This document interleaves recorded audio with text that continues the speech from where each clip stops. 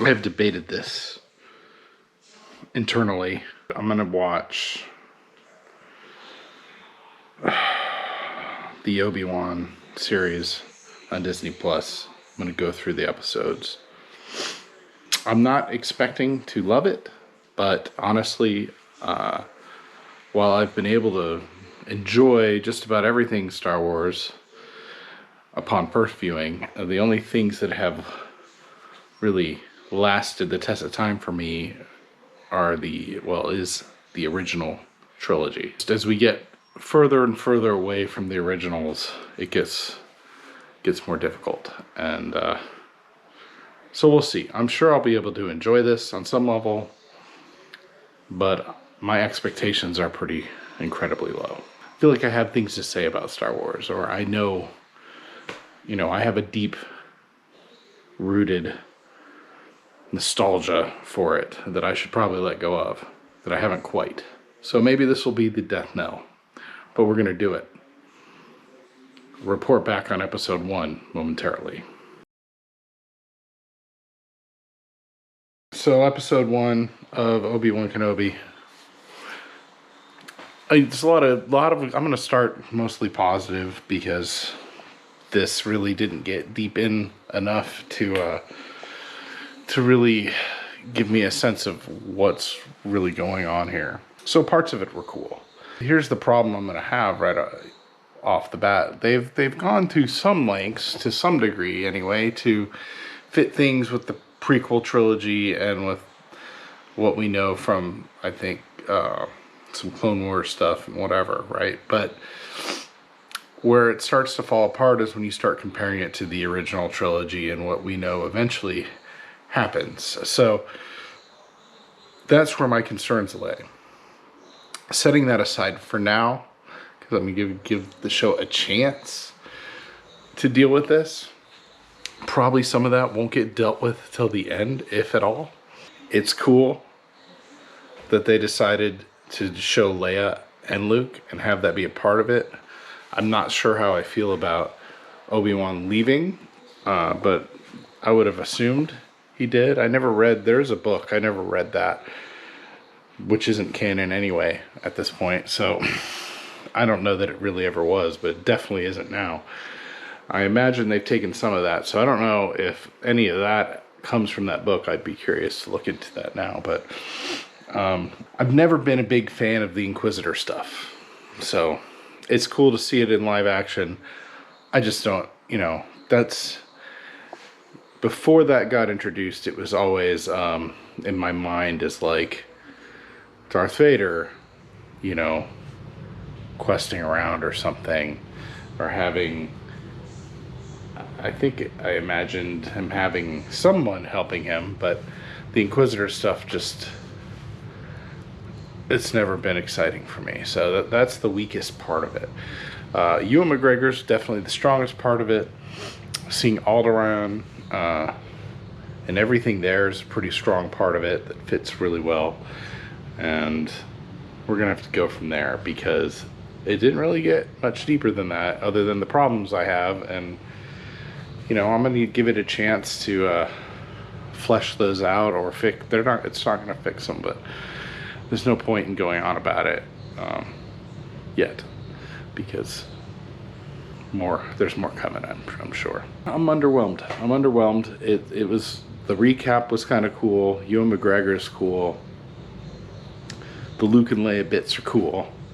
Alderaan's cool. I'm gonna stop for now. Episode 2 incoming.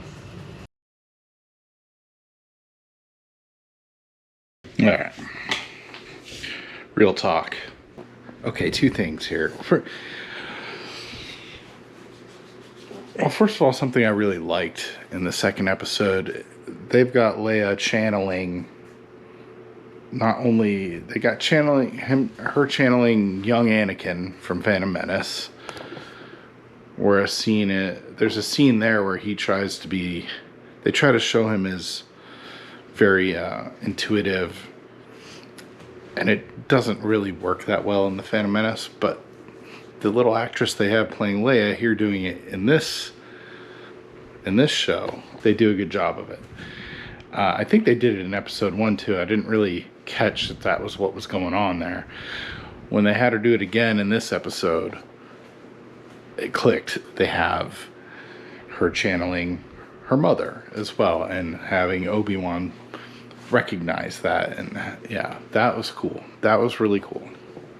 Second thing that was really cool, I got a little bit of a problem with the way it happened, but getting to see a moment where Obi-Wan realizes Anakin is still alive, while I don't necessarily buy it, he made it 10 years without finding this out. I don't really buy that at all. It's cool to see the moment. It's cool to see Ewan McGregor play it really well, and they did it good with the music, and then they showed Vader, Anakin, and the visuals of that I thought was awesome. Yeah, like back to tank Anakin.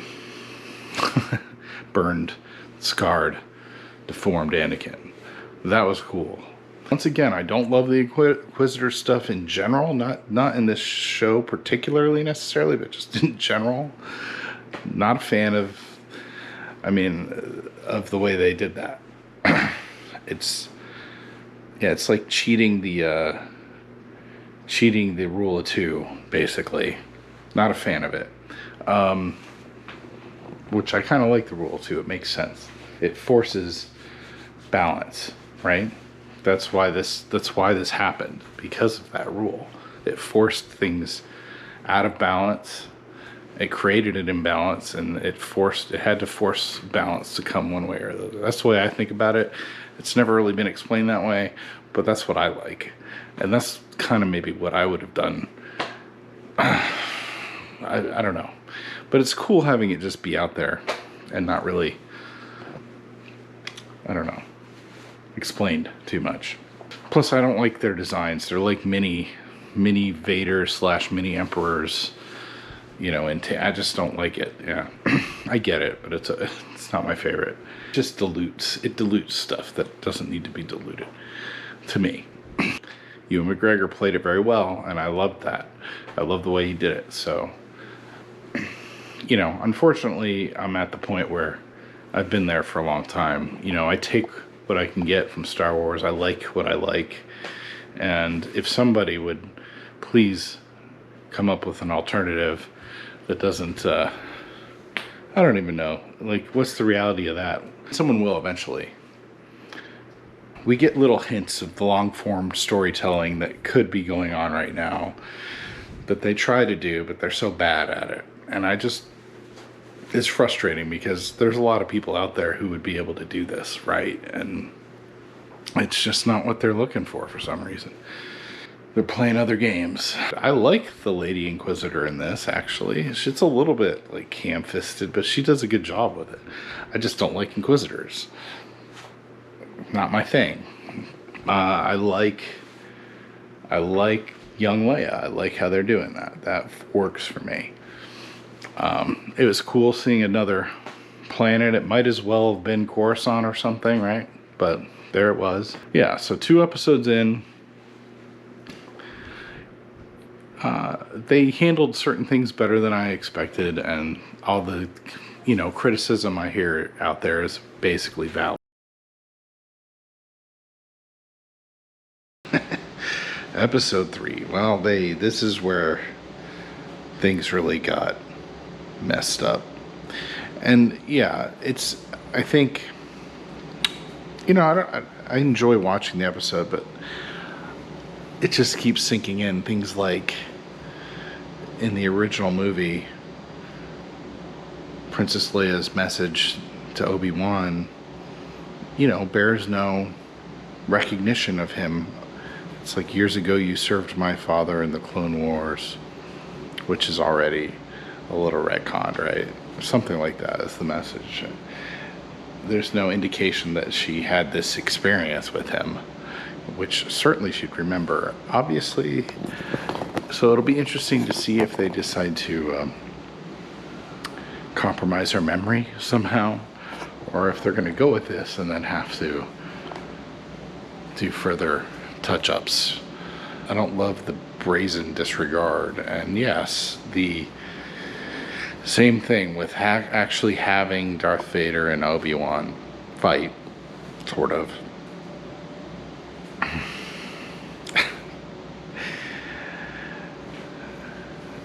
I'm just going to wait and see if they've got some kind of plan to make that make sense with A New Hope, because it doesn't. No. So that's where the real problems are. It's like a blatant disregard for what has come before. Wonderful. Now, once again, Ewan McGregor having James Earl Jones speaking more Darth Vader lines, although some of those were old lines from other movies. I noticed. I don't know how much of it was new, or if I think the last time they recorded with him previously, they recorded extra lines. So who knows what they did. So yeah, this is my least favorite episode so far, just because it creates more problems than is worth solving, in my opinion. But we'll see if they decide to do anything about that or not. And it still feels kind of like Star Wars, actually. I was expecting it not to feel like it, but it does feel like it. And this version of Obi Wan Kenobi is great. I just wish it tied in better than it does, without having to make you wonder if... I mean, I know that some of the writers have basically revealed that they aren't that well informed or knowledgeable about Star Wars in the first place. And it feels very obvious that that's the case, unfortunately. We'll see where it goes. You know, this fourth episode, I've seen some complaining about it, but I'm not sure what it's in reference to. It may be referring to things I don't know about, but it felt very Star Wars. I mean, it felt like A New Hope. So the only real issue I have with it is that, yeah, it's like, well, I'm wondering how we're going to explain away Leia apparently not remembering this. I mean, I guess you could say that the message she sent was meant to be generic, but no, not really. No, I don't know. I wonder if they're playing, and I'm not sure this is a great idea, but they're almost playing with the idea that he wishes she was his daughter, which he kind of said, which plays on the whole Anakin being suspicious of him and Padme at one point, which, as far as, I mean, canon is concerned, as far as I know, is completely unfounded, and that was the point. I don't know. Is there something going on there? Is that where are they angling that way at all? Probably not, right? It's just that he wishes he was her father in a way, and that he could tell her that, and she could feel that. And it's sort of him